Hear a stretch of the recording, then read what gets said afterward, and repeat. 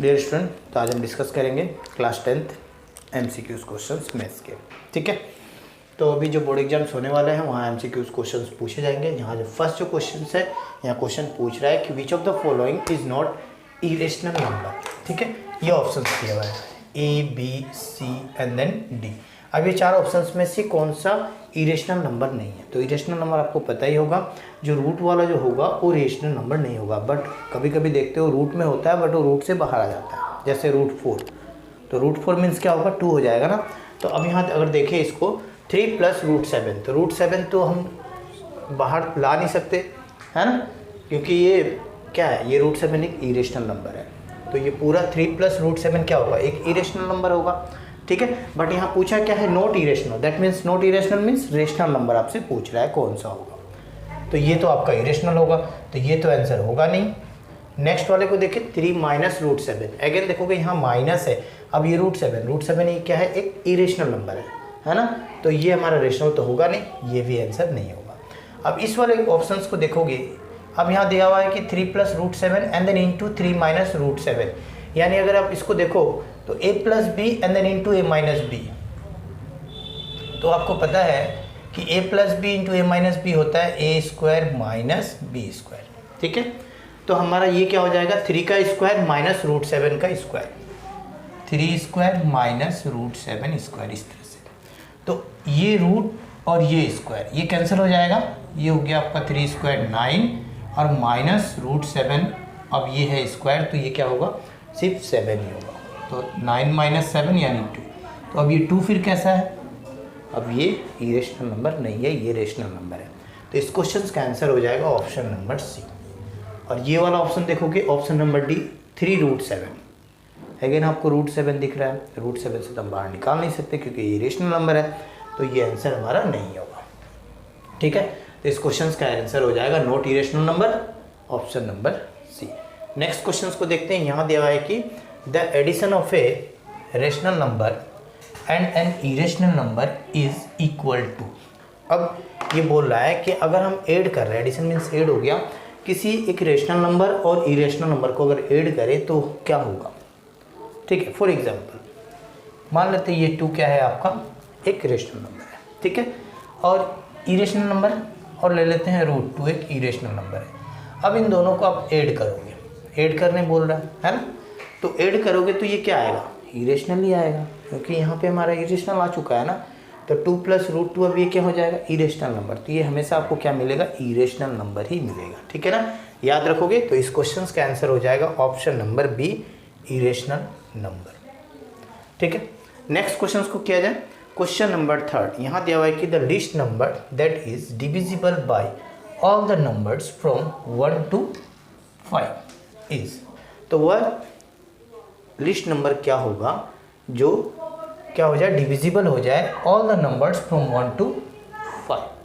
तो 1 से 5, तो हम एक काम करते हैं 1 से 5, 1 to 5 हमारे पास नंबर क्या होगा?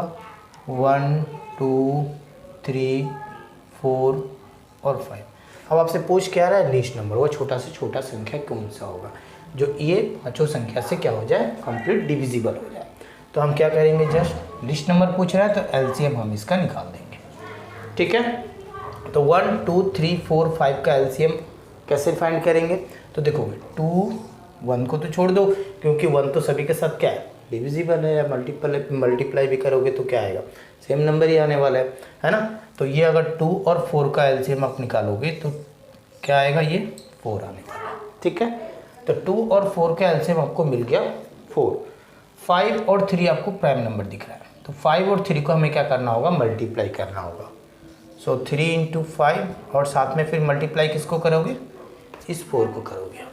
ठीक है, तो 5 3 जा 15, 15 4 जा 60। तो इस क्वेश्चन का करेक्ट आंसर होगा 60। ऑप्शंस में देखोगे ऑप्शन नंबर हो जाएंगे बी करेक्ट।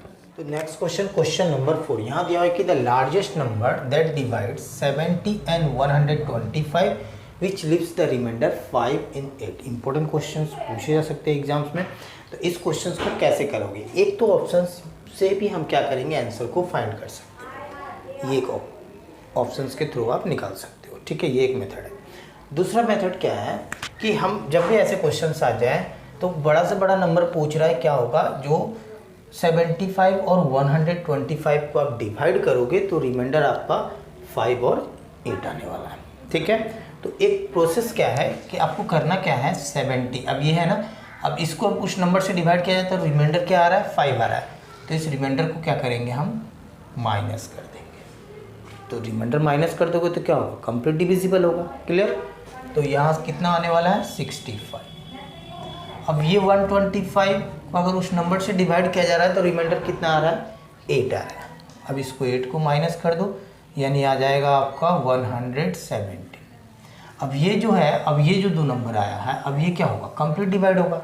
आपसे पूछा क्या जा रहा है, लार्जेस्ट नंबर, तो इसका बस आप क्या करो, HCF फाइंड कर दो। ठीक है, और यही हो जाएगा आपका आंसर। तो देखो कैसे फाइंड करेंगे, ये 65 को आप लिख सकते हो 13 5 जा 65, और ये 117 को आप लिख सकते हो 13 9 जा 117। ठीक है ना, तो अब देखोगे HCF आपको फाइंड कर रहा है, तो HCF क्या होता है, कॉमन लेते हैं, जो कॉमन पार्ट होता है वही लेते हैं हम लोग। तो इस दोनों में कॉमन पार्ट क्या आ रहा है, 13 और 13 ही आ रहा है, तो आपका HCF क्या होगा, 13 होगा। सो वो बड़ा नंबर कौन सा होगा, 13 होगा। जो 13 से आप 70 और 125 को डिवाइड करोगे तो रिमाइंडर एक बार 5 आने वाला और एक बार 8 आने वाला है। क्लियर हो गया, तो इस क्वेश्चन का आंसर होगा 13, option number C correct. Next question को देखते हैं। यहाँ दिया है कि if the HCF of 65 and 117 is, ये दे दिया हुआ है HCF। ठीक है ना, यानी इन दोनों नंबर का आप HCF जो फाइंड करोगे इज इक्वल्स टू ये है।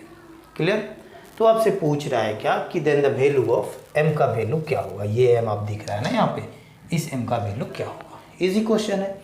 अब देखोगे 65 और 117 का अगर हम लोग HCF फाइंड करेंगे, या HCF बोल रहा है, तो क्या होगा, अभी जस्ट मैंने ऊपर वाले क्वेश्चन में भी सेम यही था, 13 5 जा 65, 13 9 जा हो गया 117, तो HCF क्या आएगा, 13 आया, है ना, क्योंकि कॉमन तो यही है 13 13। ठीक है, तो अब उसके बाद इज इक्वल्स टू क्या दिया हुआ है, यानी HCF इज इक्वल्स टू ये दिया हुआ है 65m माइनस 117। ठीक है, अब इसको इस साइड लेकर आओगे तो प्लस होगा, सो प्लस करोगे तो कितना होगा, ये हो गया 117 प्लस 13 करोगे ये हो जाएगा 130 इज इक्वल्स टू 65m। 65 से इसको इसे कैंसिल करोगे 2 टाइम्स। ठीक है ना, सो m का वैल्यू क्या मिला, 2। तो इस क्वेश्चन का आंसर हो जाएगा m is equals to 2। Options में देखोगे ऑप्शन नंबर हो जाएंगे आपका सेकंड करेक्ट। तो डियर स्टूडेंट, आज मैंने मैथ्स के MCQs को क्वेश्चंस को करवाया, ऐसे क्वेश्चंस जो एग्जाम्स में पूछे जाते हैं और आने के चांसेस भी है। ठीक है ना, तो इस तरह क्वेश्चंस आप मेरे चैनल में देखना चाहते हो, नए हो तो चैनल को सब्सक्राइब करके बेल आइकन को प्रेस कर लीजिएगा ताकि आने वाले वीडियो को नोटिफिकेशन आपको आसानी से मिल सके।